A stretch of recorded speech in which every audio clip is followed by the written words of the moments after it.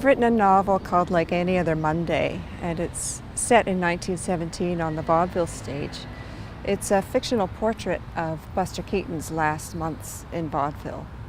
Vaudeville was the original American entertainment. It emerged in the 1880s and reached its heyday by the 1920s. It came out of the 19th century saloons and taverns and brothels, which were strictly male entertainment. Women and children weren't allowed, they weren't invited.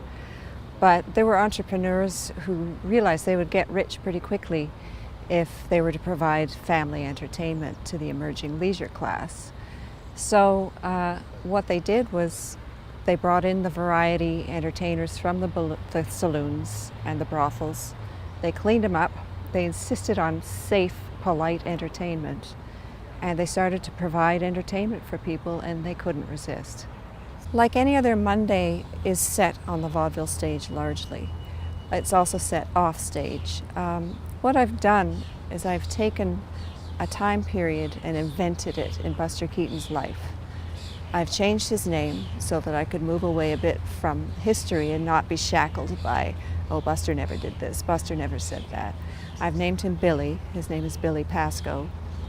And what I've done is I've taken the period from when he broke up his family act at age 21 to the time when he started working in movies. It started as a short story. The characters were a mystery to me. I didn't know who they were. I just knew there were two young, seasoned performers breaking in a new act. It took a while for all the dust to settle and all the information to find its place in my mind. And it was a few weeks later when I started writing Like Any Other Monday.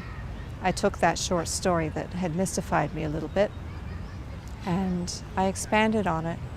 I wanted to know who these people were, where they came from, and where they were going, and that's where the book came from.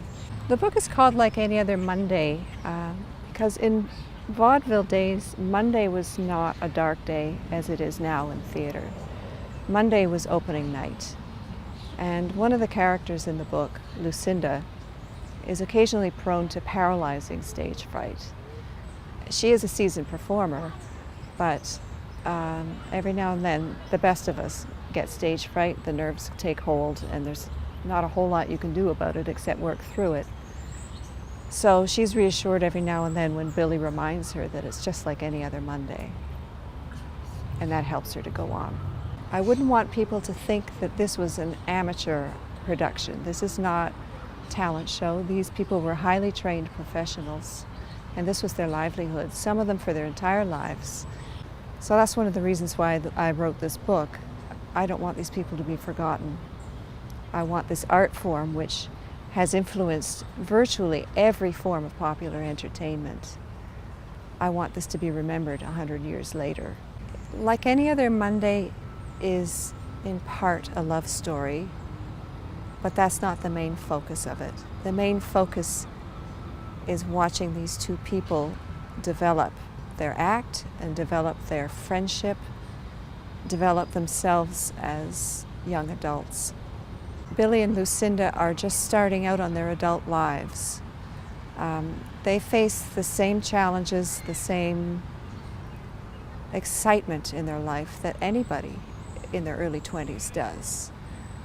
I think there's something universal going on with Billy and Lou that anyone can relate to who has been through that period in their life. I wanted to give people a sense of what it's like to stand in the wings and look out over the stage and be ready to perform.